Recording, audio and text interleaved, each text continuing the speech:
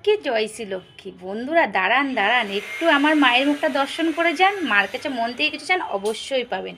আজকে তো জানেন বন্ধুরা ইতু পুজো। আমরা ইতু পুজোর জন্য দেখুন কি কি রেডি করে নিয়েছি।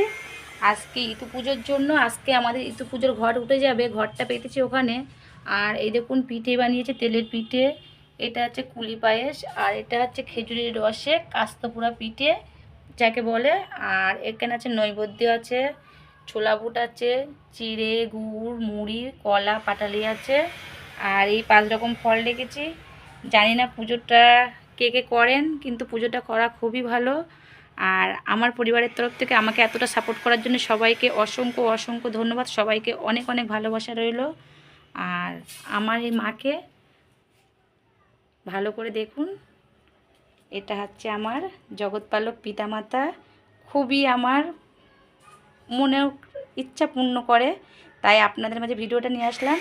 আর সবার উপরে বসে আছে আমার বাবা। আমার বাবা তো আমার কথা খুব শোনে, তার উপরে আছে বাবার বাবা। দেখুন, এটা পুরো আমার এই ঠাকুর ঘর আপনাদের মাঝে শেয়ার করলাম।